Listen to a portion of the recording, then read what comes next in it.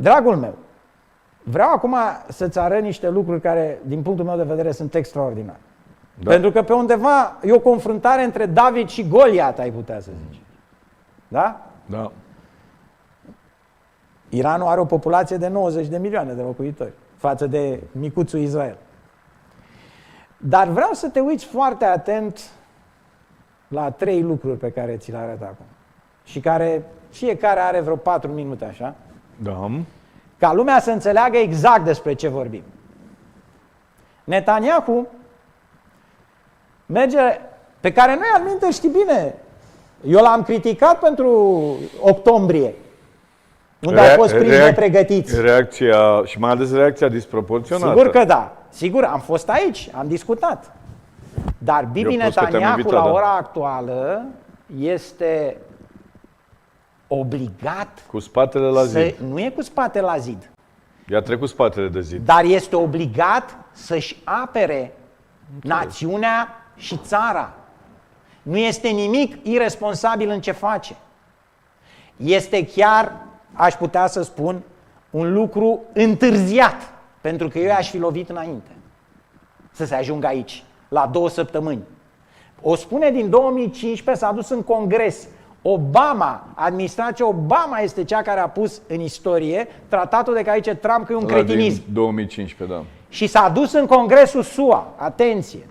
Da. Și atenție ce spune acolo Bibi Netanyahu. După aceea o să te duc la ONU să vezi ce spune. Merg și la ONU, Vali. Eu nu mai stau Pentru aici că, definitiv, cu Nicușor pe bune. Lasă-mă că l-arestează Nicușor! Mai bine mă duc la Belicotor, nu văd decât să stau aici. Fii atent aici, Marius. 349 ce? 30 la euro. Am 100 de euro. Fii atent. Da. But that, my friends, is exactly what could happen if the deal now being negotiated is accepted by Iran. That deal will not prevent Iran from developing nuclear weapons. It would all but guarantee that Iran gets those weapons, lots of them. Let me explain why. While the final deal has not yet been signed, certain elements of any potential deal are now a matter of public record. You don't need intelligence agencies and secret information to know this. You can Google it. E pe tratat. Absent a dramatic change, we know for sure that any deal with Iran will include 2 major concessions to Iran. The first major concession would leave Iran with a vast nuclear infrastructure, providing it with a short breakout time to the bomb. Exact ce s-a întâmplat. Breakout time is the time it takes to amass enough weapons-grade uranium or plutonium for a nuclear bomb. According to the deal, not a single nuclear facility would be demolished. Thousands of centrifuges used to enrich uranium would be left spinning. Thousands more would be temporarily disconnected, but not destroyed. Because Iran's nuclear program would be left largely intact, Iran's breakout time would be very short, about a year by U.S. assessment, Atunci era un an. by Israel. And if Iran's work on advanced centrifuges, faster and faster centrifuges, is not stopped, that breakout time could still be shorter, a lot shorter. True, certain restrictions would be imposed on Iran's nuclear program, and Iran's adherence to those restrictions would be supervised by international inspectors. But here's the problem. See, inspectors document Ce-ți violations. spuneam eu? They don't stop them.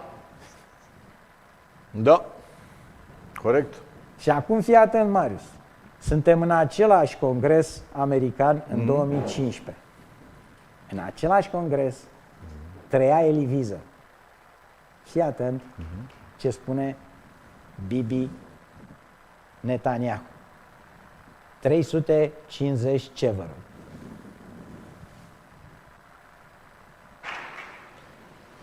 My friend, standing up to Iran is not easy. Standing up to dark and murderous regimes never is. With us today is Holocaust survivor and Nobel Prize winner Elie Wiesel. Uite-te la reacția Congresului.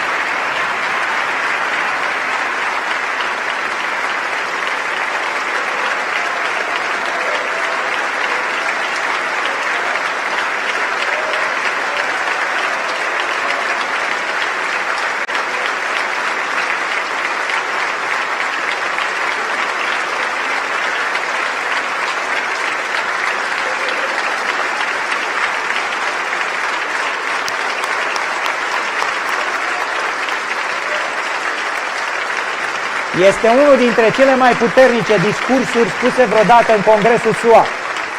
Fii atent. După lui Zelenski. Elie, your life and work inspire us to give meaning to the words, never again.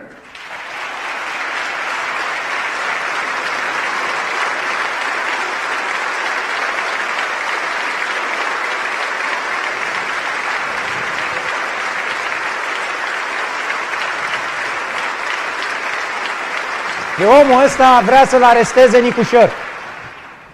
And I wish I could promise you, Elie, that the lessons of history have been learned. I can only urge the leaders of the world not to repeat the mistakes of the past.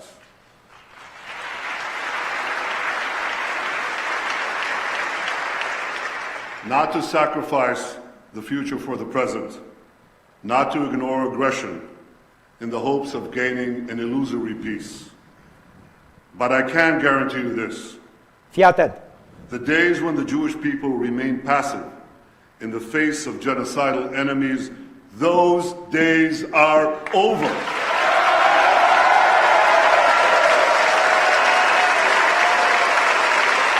Reacția Congresului. Ca să înțeleagă toată lumea. Era în 2015 cu administrație democrată care nu a dorit să-l lase pe Bibi să vorbească în Congres. Obama s-a opus.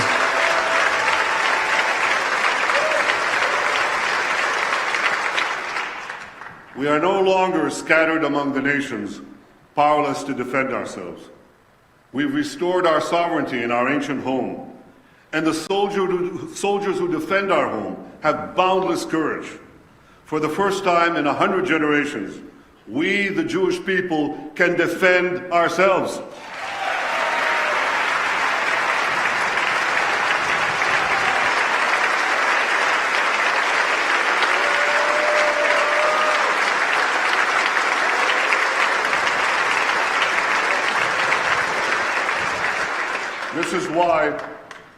This is why, as Prime Minister of Israel, I can promise you one more thing.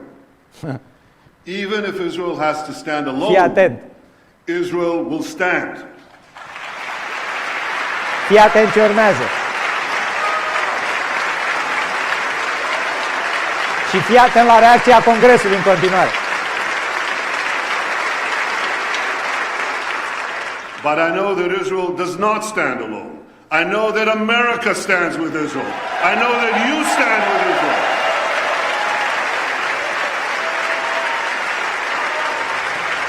Foarte tare. Încă n-ai văzut nimic. Da, am mai văzut câte ceva.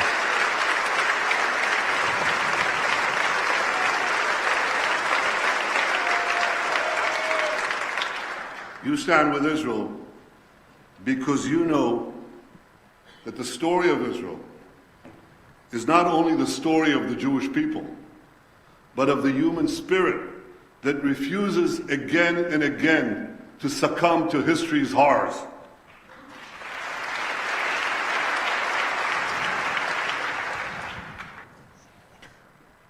Ar trebui să mai spui odată ce spuneai în timpul discursului, și anume că Obama s-a opus ca Bibi Netanyahu să țină pentru acest că discurs. vorbea împotriva unui acord, imbecilitatea de acord de care vorbește și Trump și care e ținut în brațe inclusiv de europeni care vreau să facă afaceri cu Iranul, da?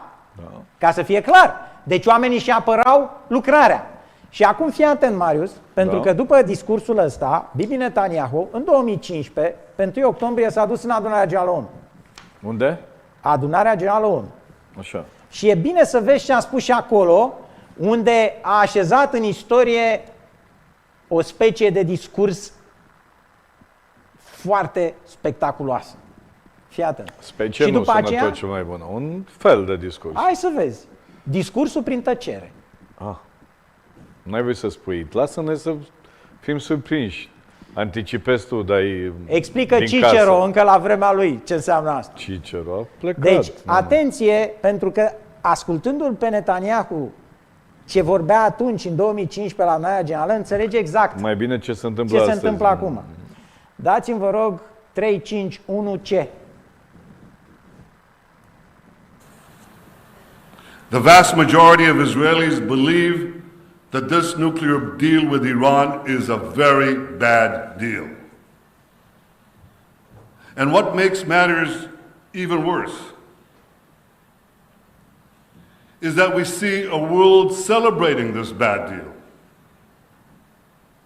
rushing to embrace and do business with a regime openly committed to our destruction.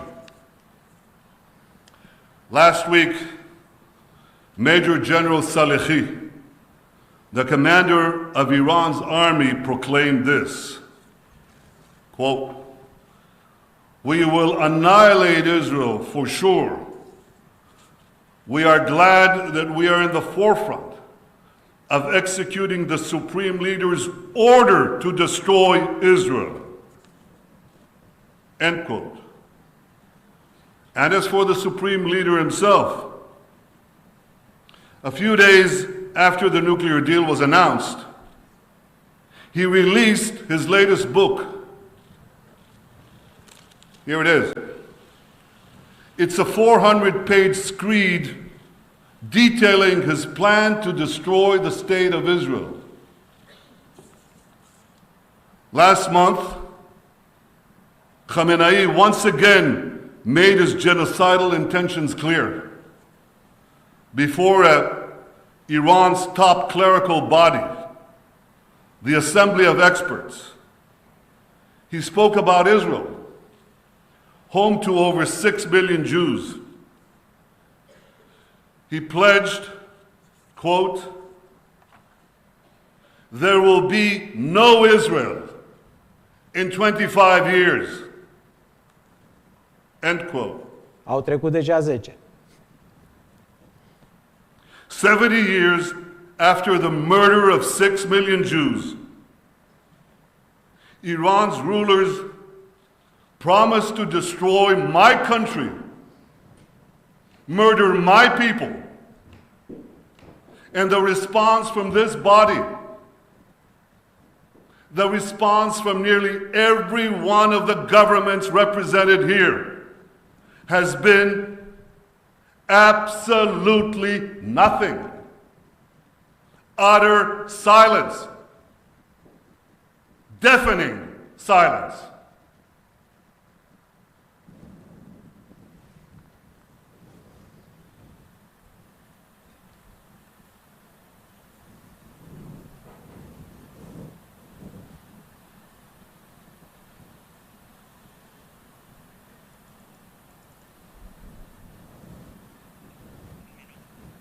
...45 de secunde.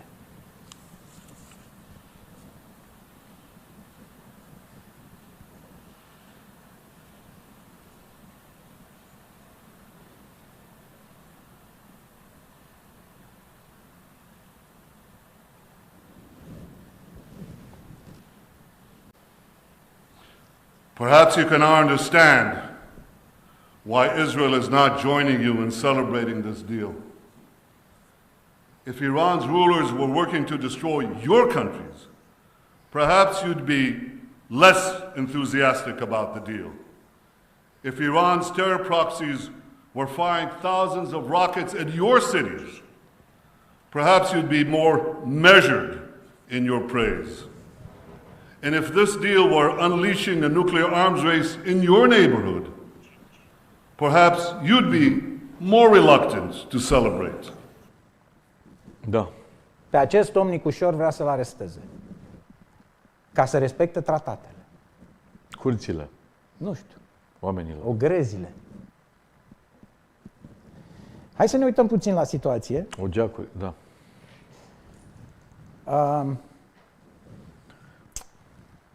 Dați-mi 1060 A, vă rog. Vezi? Aici situația militară, da? Dacă pui tot ce au ei pe acolo, evrei, populație de jur împrejur, aproape 10 milioane, față de ce aici, 90 de milioane Iran. Deci, au o armată de 169.500 față de 610, dar fii atent, o țară care este pregătită să se apere tot timpul în fața agresiunii. Pentru care în rezervă 465, da? Atenție la bugetul apărării. 10 miliarde față de 27 de miliarde acolo. Aici este esența poveștii. Aici îi depășesc, dar îi depășesc mai ales la performanță și tehnologie, pentru că au inclusiv avioane F-35 Stealth. Sistemele lor de apărare, dacă te uiți aici, Iron Dome-ul la care o să ne uităm, cu David Sling, cu Arrow Systems, sunt net superioare sistemelor mai vechi de tip sovietic pe care le au iranienii. De-aia și stăpânesc aerul deasupra Teheranului la momentul ăsta. Da? Restul este nesemnificativ pentru că nu se pot confrunta terestul pe teren. Da. Exact. Dar asta îți arată că există acolo o confruntare bazată pe realități. Adică? Astea sunt... Vorbești de sistemele de lansare o să vezi imediat. De apărare. Trebuie să mai luăm în considerare ceva. 1057A, vă rog. Forțele americane din zonă. 45.400 la nivelul lui 2023. Îi vezi unde sunt? Da, impropriu spus trupe, sunt soldați, da. Da, și care dispun de tehnologie pentru a proteja Israelul în fața unor atacuri masive, așa cum se întâmplă acum cu rachete balistice iraniene. Iar instalațiile continuă să vină. Vor fi apărați și de pe mare, și din aer, și de pe uscat. Și cine coordonează toată apărarea asta? Bineînțeles că în momentul în care... Intră în funcțiune și celelalte centre de apărare. În momentul în care Statele Unite vor interveni... Vor avea un comandament unic. Va fi un comandament unic. La momentul ăsta comanda e la israelieni. Asta e clar.